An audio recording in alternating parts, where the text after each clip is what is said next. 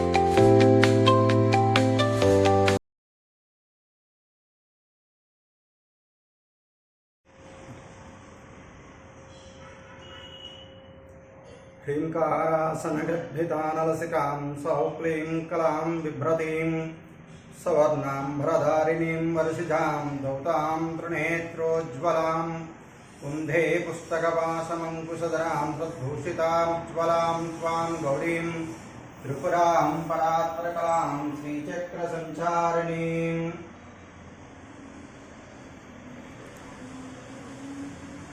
కొలిచిన వారికి కొంగు బంగారమై భక్తుల కోరికలు తీర్చేటువంటి పెద్దమ్మ శ్రీ పెద్దింట్ల అమ్మవారి దేవస్థానం అండి. పశ్చిమ గోదావరి జిల్లా పెనుగొండ మండలం చెరుకువాడ శివారు మల్లపదిప్ప గ్రామంలో వేంచేసి ఉన్న శ్రీ పెద్దింట్ల అమ్మవారి దేవస్థానం దేవాదాయ ధర్మాదాయ శాఖ వారి పరిపాలన కొనసాగుతోందండి. ఈ అమ్మవారి చరిత్ర పూర్వము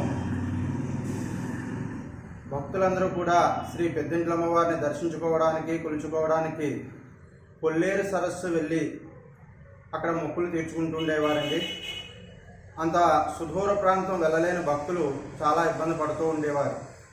ఒకానొక సమయంలో ఒక గర్భిణీ స్త్రీ అమ్మవారిని దర్శించుకోవడానికి అంత దూరం రాలేనని ఆమెలో ఆమె తపన పడుతూ బాధపడుతూ ఉండగా అమ్మవారు ఒక వృద్ధ స్త్రీ రూపంలో వచ్చి, అమ్మ నువ్వు దిగులు చెందకు, బాధపడకు, ఈ రోజు నుండి నేను ఈ ప్రాంత ఆరాధ్య దేవతగా పెద్దమ్మ పెద్దింట్ల అమ్మవారిగా ఇక్కడ వెలుస్తానని చెప్పి ఒక తోటలో చూపించిందండి.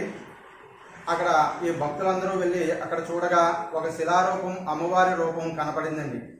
వెంటనే ఆ వృద్ధ స్త్రీని ఆ యొక్క శిలారూపాన్ని తీసుకొచ్చి ఇక్కడ ఉన్న చెట్టు కింద ప్రతిష్ఠించి, నాకు ఆలయం నిర్మించండి, మీ యొక్క ప్రాంత ఆరాధ్య దేవతగా విరాజిల్లుతాను, మీ యొక్క పాడి పంటలు, వంశవృద్ధి, ఆయుర ఆరోగ్యాలు, గ్రామ దేవతగా విరాజిల్లుతానని ఆమె చెప్పిందండి.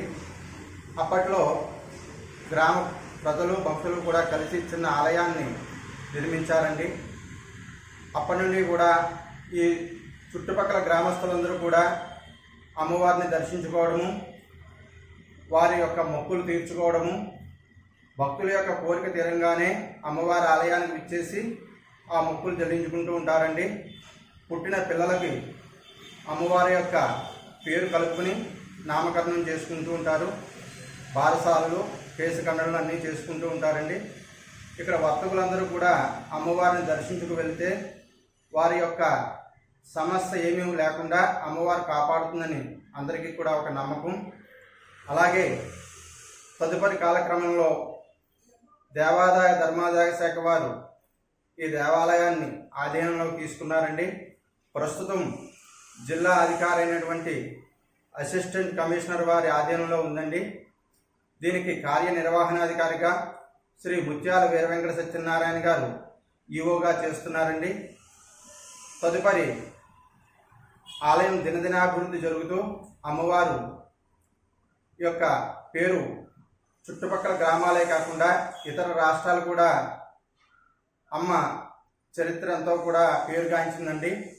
అప్పటి నుండి మళ్ళా నూతన ఆలయం నిర్మించారండి భక్తులు. రోడ్డు పక్కగా ఉందని చెప్పేసి మళ్ళా భక్తులందరూ సహకారంతో గవర్నమెంటు, రాష్ట్ర దేవాదాయ ధర్మాదాయ శాఖ సహకారంతో మళ్ళా కొత్తగా నూతన ఆలయం నిర్మించారండి. ఈ దేవాలయంలో శైవాగమ ప్రకారంగా ఈ దేవాలయంలో పూర్వం నాది 3వ తరం అండి. మా పూర్వీకుల నుండి కూడా శైవాగమ ప్రకారంగా అమ్మవారికి అర్చన క్రతువులన్నీ చేస్తూ ఉంటామండి. మా తాతగారు, మా తండ్రి గారు, తర్వాత మేము, అంతకు పూర్వం ఎవరు చేశారో తెలియదండి. శైవాగమ ప్రకారంగా అమ్మవారికి అర్చన విధులన్నీ కూడా జరుగుతూ ఉంటాయి. ఆగమ ప్రకారంగా, శైవాగమ ప్రకారంగానే అమ్మవారి ప్రతిష్టా కార్యక్రమాలన్నీ కూడా జరిగాయండి.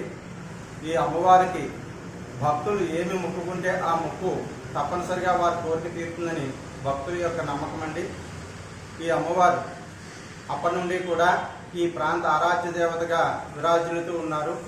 శ్రీ అమ్మవారికి ఉగాది రోజు మొదలు 5 రోజుల ఉత్సవాలు జరుగుతాయండి.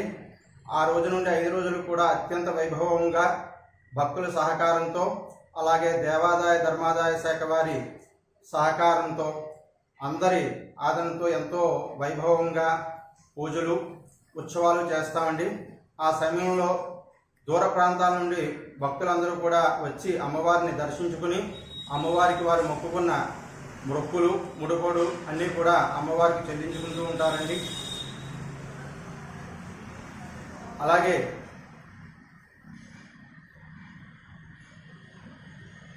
ఈ దేవాలయం ఇంకా దినదిన ప్రవర్తమానం అవడానికి మా ఈవో గారు ముత్యాల వీర వెంకట సత్యనారాయణ గారు చాలా కృషి చేస్తున్నారండి. అలాగే భక్తుల సహకారంతో ఇంకా ఎన్నో అమ్మవారి ఆలయంలో, దేవస్థానం పరిధిలో ఎన్నో పనులు చేయవలసి ఉంది.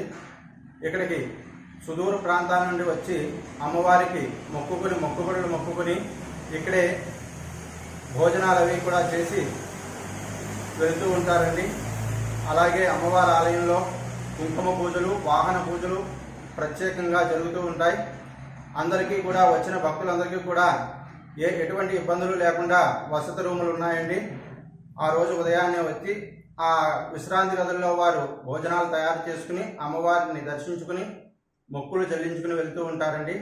అమ్మవారి యొక్క సత్యం చాలా ఎక్కువండి. కాబట్టి అందరూ కూడా అమ్మవారిని దర్శించుకోండి, అమ్మవారి యొక్క అనుగ్రహాన్ని పొందండి. జై శ్రీమాత్రే నమః.